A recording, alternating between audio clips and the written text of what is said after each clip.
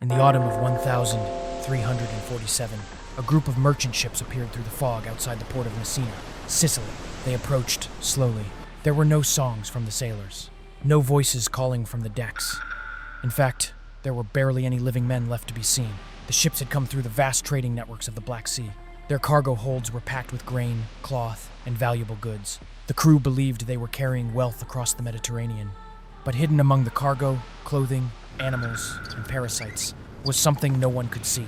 Today, we know the disease was caused by a bacterium called Yersinia pestis. It could spread through infected fleas, through contact with contaminated animals or tissue, and, in cases of pneumonic plague, through respiratory droplets at close range. But to the sailors of 1347, the enemy had no name, no smell, no visible shape. At first, perhaps only one sailor began to shiver. His body burned with fever. Then another man became sick, and another.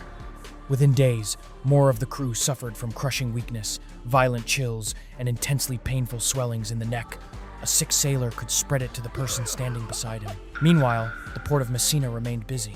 Merchants waited for their cargo. Dock workers prepared ropes and wooden ramps. To the people on shore, when the first workers climbed aboard, they expected to find grain, fabric, and trade goods. Instead, they found bodies.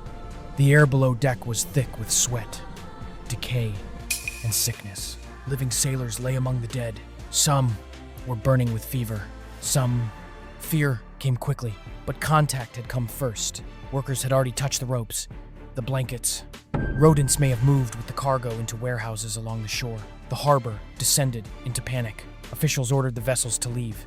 The people of Messina believed that if the ships were forced back into the sea, the threat would leave with them. But when the sails rose again, the disease may already have been ashore. A few days later, a dock worker near the harbor developed a fever. His family gathered around his bed. They gave him water. They wiped the sweat from his face. They covered him with blankets.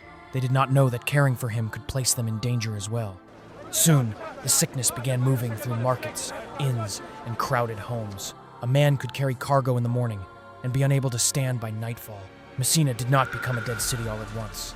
It happened one market stall at a time, one street at a time, one family at a time.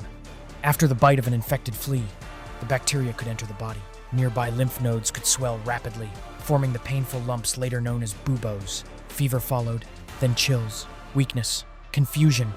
Without treatment, the infection could spread into the bloodstream or reach the lungs. But in 1347, no one knew that bacteria existed. Some believed the air itself had become poisoned. Others burned herbs, closed their windows, prayed, or fled from the sick. The most terrifying part was how quickly the disease could strike an entire household. The person caring for the father became sick. Then the person caring for the mother developed a fever, could soon be silent. Nothing left but an empty table, the city's ability to bury them. Church bells rang again and again, but burial space was running out.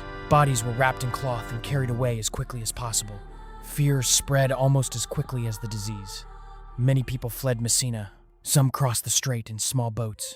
Others followed roads into villages and the countryside. But people who had not yet developed symptoms could still carry infection or parasites into new communities. And the ships that had been driven from Messina did not simply disappear. They still needed food, fresh water, and another port willing to let them dock.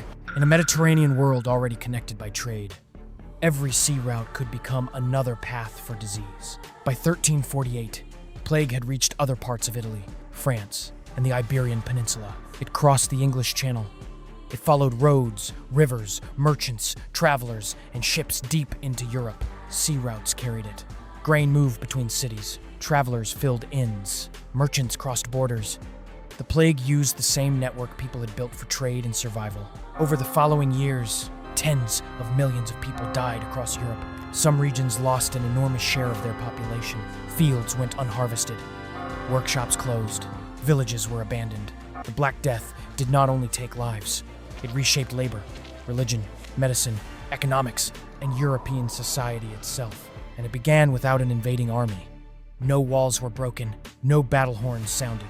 There were only merchant ships, moving slowly through the fog, toward a busy European port. But the disease they carried opened the door to one of the deadliest catastrophes in human history.